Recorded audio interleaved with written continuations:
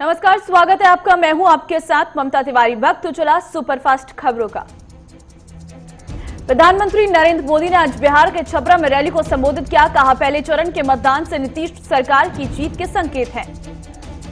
PM Modi ने तेजस्वी यादव पर प्रहार करते हुए कहा कि वो सिर्फ अपने परिवार के लिए जी रहे हैं। विपक्ष के लोग बौखलाए हुए हैं। पीएम मोदी ने कहा कि बिहार के लोगों पर गुस्सा मत उतारिए, मुझे गाली दीजिए, जो मन में आई बोलिए। साथ ही पीएम ने कहा कि बिहार के लोगों के सामने डबल युवराज है। डबल युवराज बिहार के लिए नहीं सोच सकते। एक युवराज जंगलराज के युवराज से मिले हैं। पीएम मोदी ने छपरा में पुलवामा का जिक्र किया। कहा, स्वार्थ की राजनीति करने वालों ने भ्रम फैलाया। 2-3 दिन पहले पड़ोसी देश ने पुलवामा हमले की सच्चाई को स्वीकारा है। प्रधानमंत्री नरेंद्र मोदी ने कहा कि छठ पूजा की तैयारी पूरी शान से कीजिए। छठ पूजा पर किसी मां को चिंता करने की जरूरत नहीं। बता दें कि बिहार में पीएम मोदी की आज 4 रैलियां हैं। छपरा के बाद समस्तीपुर, मोतिहारी, बगहा और में भी पीएम की रैली है। बिहार में दूसरे चरण के लिए आज प्रचार थमेगा। 3 नवंबर को 17 सीटों में 94 सीटों पर वोटिंग होगी। पीएम मोदी की रैली से पहले आरजेडी नेता तेजस्वी यादव ने 11 सवाल पूछे। तेजस्वी ने नीति आयोग की रिपोर्ट का हवाला देते हुए शिक्षा, स्वास्थ्य और विकास के मुद्दे पर घेरा। तेजस्वी यादव ने कहा, 17 साल से एनडीए सरकार रहने के बावजूद भी बिहार में कुपोषण और भूखमरी क्यों है। इसके अलावा आरजेडी नेता ने पूछा कि बिहार बेरोजगारी का केंद्र क्यों है और बिहार में डबल इंजन सरकार में रिकॉर्ड तोड़ बेरोजगारी दर क्यों है। मध्य प्रदेश उपचुनाव में कमलनाथ के बाद बीजेपी प्रत्याशी इमरती देवी पर चुनाव आयोग ने एक्शन लेते हुए उनके प्रचार पर 1 दिन का बैन लगा दिया है। बीजेपी प्रत्याशी इमरती देवी पर मध्य प्रदेश में कहीं भी किसी भी तरह की जनसभा, जुलूस, रैली या सार्वजनिक बयान जारी करने पर रोक लगाई गई है। डबरा में सभा को संबोधित करते हुए ज्योतिरादित्य सिंधिया की जुबान फिसल गई और उन्होंने पंजे वाले बटन दबाने की अपील की है, जिसका वीडियो वायरल हो गया। सिंधिया ने कहा, मेरी डबरा की जनता मुट्ठी बांधकर विश्वास दिलाओ कि 3 तारीख को हाथ के पंजे वाला बटन दबाएंगे। मध्य प्रदेश कांग्रेस ने सिंधिया का वीडियो ट्वीट करते हुए लिखा कि मध्य प्रदेश की जनता विश्वास दिलाती है कि 3 तारीख को हाथ के पंजे वाला बटन ही दबेगा। पीएम मोदी ने मध्य प्रदेश के लोगों को राज्य के स्थापना दिवस की बधाई दी। मध्य प्रदेश के स्थापना दिवस पर पूर्व सीएम कमलनाथ ने शुभकामनाएं दी हैं। कहा, एमपी के भविष्य का नया नक्शा बनेगा। राजस्थान में प्रस्तावित गुर्जर आरक्षण आंदोलन फिलहाल टल गया है। सरकार ने गुर्जर समाज की 14 मांगों को लेकर सहमति जता दी है। गहलोत सरकार ने गुर्जरों को 5% आरक्षण देने को राजी हो गई है। इसके अलावा गुर्जर आंदोलनकारी नेताओं पर मुकदमे वापस लेने के लिए भी सरकार कोर्ट में पहल करेगी। बीजेपी सांसद ज्योतिरादित्य सिंधिया पर कांग्रेस एमएलए को 50 करोड़ और मंत्री पद ऑफर करने का आरोप लगा है। दिग्विजय सिंह ने कहा कि आरोपों पर सिंधिया को जवाब देना चाहिए। सिंधिया को बताना चाहिए कि उमंग सिंघार सच बोल रहे हैं या झूठ। यूपी के बाद हरियाणा में भी लव जिहाद पर कानून बनेगा। हरियाणा के गृह मंत्री अनिल विज ने किया ऐलान। अनिल विज ने योगी सरकार का समर्थन किया। कहा कि लव जिहाद के खिलाफ कानून बनाने पर विचार होगा। गाजीपुर में बाहुबली विधायक मुख्तार अंसारी की पत्नी और बेटों के होटल पर बुलडोजर चला है। अंसारी के होटल में अवैध निर्माण हुआ था। राजस्थान में 21 आईएएस अफसरों का तबादला किया गया। निरंजन आर्य नए मुख्य सचिव बन गई हैं। दिल्ली में आज से डीटीसी की बसें पूरी क्षमता से चलेंगी और सभी सीटों पर पैसेंजर यात्रा कर रही हैं। मास्क पहनना अनिवार्य। दरभंगा एयरपोर्ट में 8 नवंबर उड़ान सेवा शुरू होगी। दिल्ली और मुंबई के लिए पहली फ्लाइट होगी। पंजाब में आज से सिनेमा, मल्टीप्लेक्स और एंटरटेनमेंट पार्क खुलेंगे। सभी तैयारियां पूरी। तमिलनाडु के कृषि मंत्री और दुरकन्नू का 72 वर्ष की उम्र में निधन हो गया। कोरोना वायरस से संक्रमित थे। आज से भारत में अनलॉक 6 की शुरुआत हो रही है। पिछले महीने जारी किए गए अनलॉक 5 के दिशा निर्देश 30 नवंबर तक लागू रहेंगे। पाकिस्तान ने पुंछ जिले के शाहपुर, किरनी और कस्बा सेक्टर में नियंत्रण रेखा के पास संघर्ष विराम का उल्लंघन किया। दिल्ली में सब्जियों के बढ़ते दाम ने बजट बिगाड़ा। 60 रुपए से अधिक सब्जियां बिक रही हैं। नवंबर के पहले हफ्ते में सब्जियों के दाम कम हो सकते हैं। भारत मौसम विज्ञान विभाग के आंकड़ों के अनुसार इस साल दिल्ली में अक्टूबर का महीना पिछले 68 सालों में सबसे ठंडा रहा। उत्तर प्रदेश नगर निगम ने पिछले 7 दिनों में 218 प्रदूषण फैलाने वाले के खिलाफ कार्रवाई कर 18.18 लाख रुपए के चालान किए हैं। देश में 24 घंटे में कोरोना के 46,964 नए मामले सामने आए हैं। 470 मरीजों की मौत। भारत में कोरोना संक्रमितों का आंकड़ा 81,37,000 के पार हो चुका है। 74 लाख से अधिक मरीज कोरोना महामारी से जंग जीत चुके हैं। आईएमडी के अनुसार इस साल अक्टूबर में न्यूनतम तापमान 17.2 डिग्री सेल्सियस रहा, जो 1962 के बाद अक्टूबर महीने में सबसे कम तापमान है। दिल्ली में लगातार चौथे दिन 5,000 से ज्यादा कोरोना केस सामने आए। 24 घंटे में दिल्ली में कोरोना के 5,062 नए मामले सामने आए। पहले चरण में निजी डॉक्टरों को भी कोरोना वैक्सीन मिले, इसके लिए आईएमए ने पीएम, सीएम और केंद्रीय स्वास्थ्य मंत्री को पत्र लिखा है। नेता प्रतिपक्ष तेजस्वी यादव ने जेपी नड्डा को खुली बहस की चुनौती दे डाली। कहा कि नड्डा जी को बताना चाहिए कि बिहार को विशेष राज्य का दर्जा क्यों नहीं मिला। कोलेगाल के गांव में पुलिस ने बाइक पर गांजा ले जाते समय 2 तस्करों को गिरफ्तार किया है। चकबल्लापुरम नगर सभा अध्यक्ष पद पर निर्दलीय प्रत्याशी को बीजेपी का सपोर्ट मिला। चामराजनगर में एनडीपीआई कार्यकर्ताओं ने केंद्र सरकार के कृषि एवं भूमि कानून के चलते केंद्र सरकार के खिलाफ अभियान चलाया। मऊ में 40 साल के बाइक सवार युवक की रोडवेज बस से धक्का लगने से मौके पर मौत हो गई। परिजनों का रो रो कर बुरा हाल। सितारगंज पुलिस ने स्मैक तस्कर को गिरफ्तार किया है। उसके पास से 25.12 ग्राम स्मैक बाइक बरामद की है। बालोद की घटना पर पूर्व सीएम रमन सिंह ने कहा कि सरकार ने पुलिस को पुलिसिंग का काम छोड़कर दूसरा काम सौंप दिया, इसलिए प्रदेश में कानून व्यवस्था बिगड़ गई है। प्रतापगढ़ में युवती की हत्या पर ट्रैक्टर रेलवे ट्रैक पर शव फेंकने का मामला सामने आया है। कुंवारी बेटी ने के 6 महीने की गर्भवती होने पर मां बाप ने हत्या कर दी।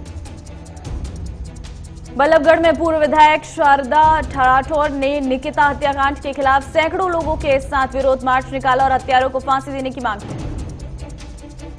फरीदाबाद में मिड डे मील की जगह बच्चों को सूखा राशन दिया जा रहा है, ताकि आर्थिक स्थिति के चलते बच्चों को भूखा न रहना पड़े। बाल्की शहर में बीजेपी नेता डीके सिद्धराम को सरकारी चीनी मिल की जिम्मेदारी सौंपी गई। किसानों को सही समय पर बकाया देने का भरोसा दिया। बेलगाम जाने वाली सड़क गड्ढों से भरी हुई है, जिसके चलते यात्रियों को परेशानी हो रही है। मधुबनी में महागठबंधन के प्रचार में सीपीआई के कन्हैया कुमार उतर आए हैं। कन्हैया ने राजद के उम्मीदवार सीताराम यादव के लिए चुनावी सभा की।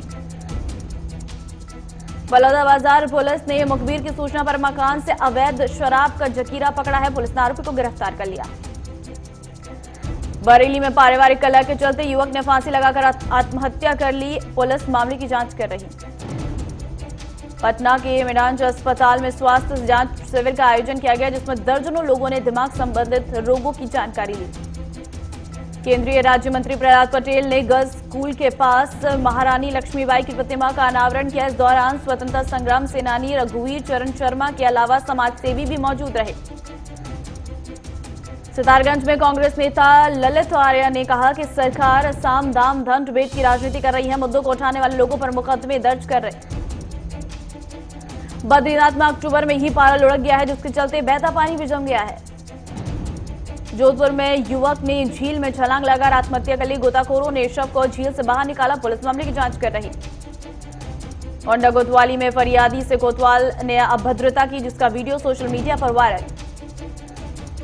कर्नाटक के गुंडलुपेट में फार्म हाउस में चोरी करने आए चोरों की मालिक ने अपने परिजनों के साथ जमकर मारपीट की। हरिद्वार में सपा कार्यालय में आयोजित कार्यक्रम में दर्जनों युवकों ने समाजवादी पार्टी की सदस्यता ग्रहण की। उत्तरकाशी जिला अस्पताल में कोरोना का इलाज करवा रही महिला को डॉक्टर ने विधायक के फोन किए जाने से नाराज होकर देहरादून के लिए रेफर कर दिया। हमीरपुर में प्याज के दामों में जबरदस्त उछाल आया है। आम दिनों में 20 से 25 रुपए किलो बिकने वाला प्याज 60 रुपए किलो बिक रहा है। संभल पुलिस ने अवैध शराब फैक्ट्री का पर्दाफाश किया और शराब बनाने के उपकरणों समेत 3 लोगों को गिरफ्तार कर लिया। भवानीखेड़ा में सब्जियों के बढ़ते दामों से आमजन परेशान। पेट्रोल और डीजल के दाम भी कम नहीं। बस्ती में युवा खिलाड़ियों को 20 लाख की सौगात से बने स्टेडियम की सौगात मिली, जिसका डीएम ने उद्घाटन किया। जेकेपीसीसी के अध्यक्ष गुलाम अहमद मीर ने कहा कि लोकतंत्र में सेना को पूरी ताकत नहीं देनी चाहिए। ललितपुर में खेत पर किए गए किसान का शव रेल पटरी पर मिलने से सनसनी फैल गई। मृतक के परिजनों ने गांव के ही कुछ लोगों पर हत्या का शक जताया।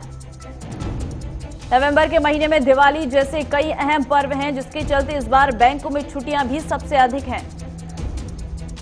आज रविवार रहने की वजह से अधिकतर राज्यों में बैंकों की छुट्टी रहेगी। 29 नवंबर को रविवार है, तो वहीं 30 नवंबर को कार्तिक पूर्णिमा है। पूर्व केंद्रीय वित्त सचिव सुभाष चंद्र गर्ग ने वित्त मंत्रालय से अचानक इस्तीफे पर बड़ा बयान दिया। उन्होंने कहा कि वित्त मंत्री निर्मला सीतारमण के साथ अच्छे संबंध नहीं थे। साथ ही उन्होंने कहा कि यही वजह है कि उन्होंने कार्यकाल पूरा होने से पहले पद से इस्तीफा दिया और वीआरएस ली थी। बता दें कि सुभाष चंद्र गर्ग को जुलाई 2019 में वित्त मंत्रालय से बिजली मंत्रालय में स्थानांतरित किया गया था, जिसके बाद उन्होंने वीआरएस के लिए आवेदन किया था और उन्हें 31 अक्टूबर 2019 को कार्यमुक्त कर दिया गया। कोरोना वायरस के संकट के बीच दुनिया भर में बड़े पैमाने पर छंटनी हुई है। इसमें अमेरिका की वॉल्ट डिज्नी वर्ल्ड समेत कई बड़ी कंपनियां शामिल हैं। अब वॉल्ट डिज्नी वर्ल्ड 11,000 कर्मचारियों की और छंटनी करेगा। नौकरी गंवाने वाले कुल कर्मचारियों की संख्या 18,000 हो जाएगी। डिज्नी वर्ल्ड के 11,350 कर्मचारियों ने एक संगठन बनाया है, जिसमें अधिकतर कर्मचारी हैं। आज से एलपीजी बुकिंग और डिलीवरी समेत कई नियमों में बदलाव हो चुके हैं। एलपीजी बुकिंग से लेकर बैंकिंग तक की ये नियम बदल रही हैं। इंडियन ऑयल ने इंडियन गैस की बुकिंग के नंबर को बदल दिया है। अब ग्राहकों को एलपीजी सिलेंडर बुक कराने के लिए नए नंबर पर कॉल या एसएमएस भेजना होगा। दुनिया में कोरोना वायरस का कहर बना हुआ है। हर रोज कोरोना वायरस के मामले बढ़ते जा रहे हैं। ब्रिटेन में फिर से कोरोना वायरस का संक्रमण बढ़ता हुआ दिखाई दे रहा है। ब्रिटेन में कोरोना वायरस के मरीजों की संख्या 10 लाख के पार हो गई है। इसके साथ ही ब्रिटेन में अब एक बार फिर से लॉकडाउन का ऐलान किया गया। ब्रिटेन के प्रधानमंत्री ने कोरोना वायरस के खतरे के कारण पूरे देश में 4 हफ्ते के लॉकडाउन का ऐलान किया है। 5 नवंबर से शुरू होकर यह लॉकडाउन 2 दिसंबर तक रहेगा। लॉकडाउन का ऐलान करते हुए पीएम जॉनसन ने कहा कि अब कोई दूसरा विकल्प नहीं है, केवल शिक्षा, काम, मेडिकल और अन्य विशेष कारणों से ही घर से बाहर निकल सकते हैं। फ्रांस में चर्च पर आतंकी हमले रुकने का नाम नहीं ले रही हैं। 3 दिनों में दूसरी बार असलहों से लैस एक आतंकी ने चर्च पर हमला कर दिया। लियोन शहर की यह घटना है, जहां असलहों से लैस एक आतंकी ने चर्च के बाहर ऑर्थोडॉक्स पादरी को गोली मार दी। फिलहाल पादरी अस्पताल में भर्ती है। हमला करने के बाद आतंकी मौके से फरार हो गए। सीसीटीवी फुटेज के आधार पर आरोपी की पहचान की जा रही। तुर्की में भूकंप में मरने वालों की संख्या में बढ़ोतरी हुई है। यहां अब तक 40 से अधिक लोगों की भूकंप से मौत हो चुकी है। तुर्की के पश्चिमी इज़्मीर प्रांत में विनाशकारी भूकंप से मरने वालों की संख्या 42 हो गई है। इज़्मीर में 6.6 तीव्रता का भूकंप आया, जिसका असर 1 दर्जन से अधिक इमारतों पर पड़ा। अपनी खूबसूरती से लाखों दिलों पर राज करने वाली बॉलीवुड अभिनेत्री ऐश्वर्या राय आज 47 साल की हो गई है। 1997 में अपना फिल्मी करियर शुरू किया था। 7 फिल्मों में जेम्स बॉन्ड का रोल निभाने वाले शॉन कॉनरी का 31 अक्टूबर को 90 साल की उम्र में निधन हो गया। बिग बॉस के घर में एक और वाइल्ड कार्ड एंट्री जल्द होने वाली है। जैस्मिन भसीन की मदद के लिए उनके दोस्त अली एंट्री करेंगे। दंगल एक्ट्रेस फातिमा सना शेख का 30 साल की आयु में शोषण हुआ था। फातिमा ने बताया कि उन्हें कास्टिंग काउच का सामना भी करना पड़ा है। गिरफ्तारी से बचने के लिए दीपिका पादुकोण की मैनेजर करिश्मा प्रकाश ने अग्रिम जमानत की याचिका दायर की है। घर से ड्रग्स मिलने के बाद से करिश्मा गायब है।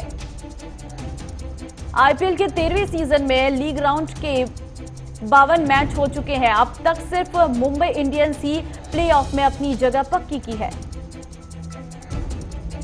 आईपीएल 2020 में आज 2 मैच होने हैं। दिन का पहला मुकाबला और आईपीएल का 93 मैच चेन्नई सुपर किंग्स और किंग्स 11 पंजाब के बीच खेला जाएगा। आरसीबी के कप्तान विराट कोहली सनराइजर हैदराबाद के खिलाफ मुकाबले में 5 विकेट की हार के बाद बेहद निराश है। उन्होंने कहा कि अंतिम मुकाबले में उन्हें हर हाल में जीतना होगा। राफेल नडाल ने रविवार को रिकॉर्ड 13वीं बार फ्रेंच ओपन सिंगल्स खिताब जीता है। दिग्गज स्ट्राइकर कोरोना वायरस से संक्रमण से उभर चुके हैं। पिछले 19 दिनों से वो मैदान से दूर थे और टीम के लिए 3 मैच नहीं खेल सके। खबरों के बीच वक्त एक छोटे से ब्रेक का, फौरन लौटेंगे।